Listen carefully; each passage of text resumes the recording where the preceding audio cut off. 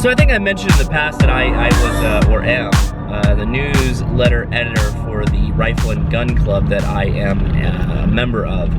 And that time-wise, it's taking up a good chunk of my time, and it's not the doing.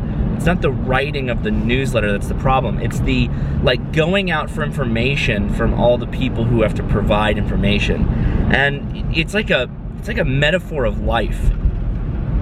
You spend so much time either trying to get information from someone or figure something out that requires someone else to tell you how it works, and then you spend very little time actually doing the thing that it is that you want to do.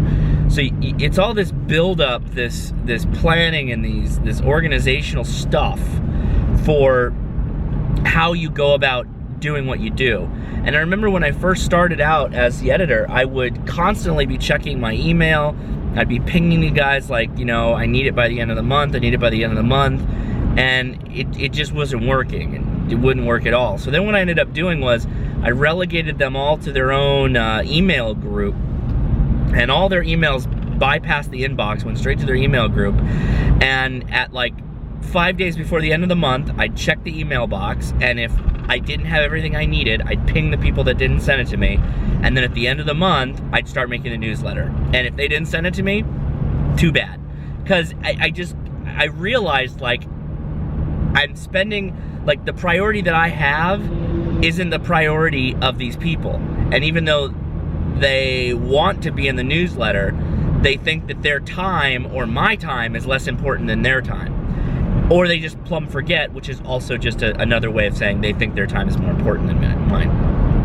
So I just decided, you know, I'm just gonna go ahead and make a box for the email, and if they send it to me, they send it to me. If not, no big deal. And that's kind of how I try and build things around my life now, is do what I absolutely have to do, what is a priority for me, and if it's a priority for you, I'll help you, but I'm not necessarily gonna bend over backwards to accommodate. I think that's something you figure out, or you get used to when you get older. I think that's something you start doing. Bit of pizza for No Spend January. Look how good that came out. The cheese is like perfect. Man. Pizza round 2, look at that. So good. I didn't drag any tools out because I'm thinking that I might just be able to do this without them. This is probably my stupidity. The spring came. It needs to go underneath the transfer bar. Ah, that's it. On the side of the table, very easy. Yeah. Okay. I was wrong. I absolutely have to have my tools. I was wrong, Dad. So I think what I have to do... No, that wouldn't work. I was thinking I'd have to push the pin out, pull the trigger out, and assemble the transfer bar, but that wouldn't work. I know I've got to take this out, so I'm gonna do that now. I have found a good pair of hemostats is of more use than needle nose pliers in a lot of cases for guns, because it holds onto the part, particularly springs, after you pull them out. So see, I held onto the spring, it didn't go flying, and now I can get up again and hook up my little magnet.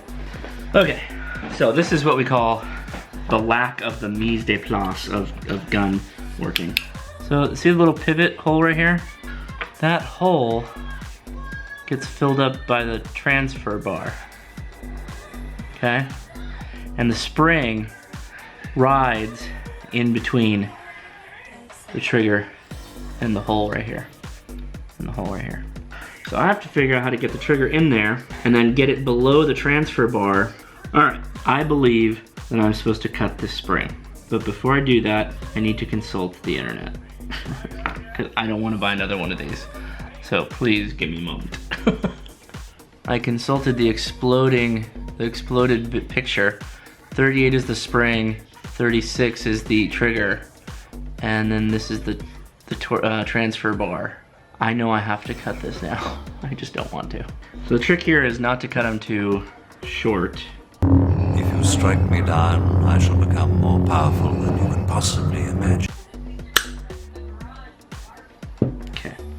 Well, okay, the spring's in, but there's no tension. So you remember I always said one of my greatest mottos is failure is a learning experience, and that failure is fine because you just buy another part, you just buy another thing, and you'll be fine. Well, I shouldn't have cut that spring. I should have known that. I should have, but I didn't. And so I figured out what the problem was.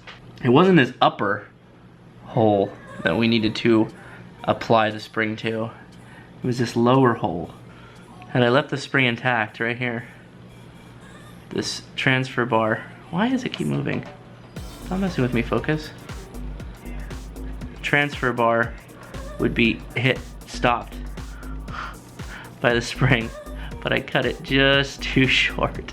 So the lesson obviously is, think before you do anything. Because cutting, you can always take material off, you can't put material back on. That's the lesson for today, folks.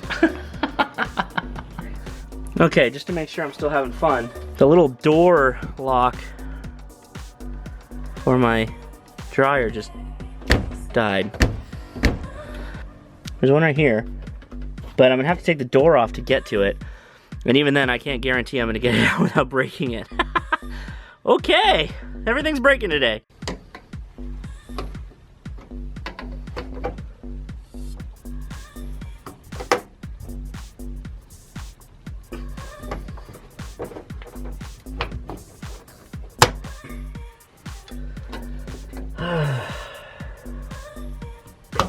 Oh boy, all right.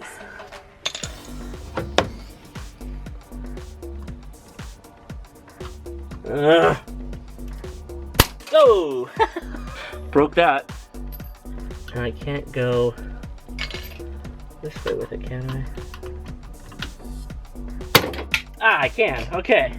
That looks like it was partially bent from the factory. Bingo.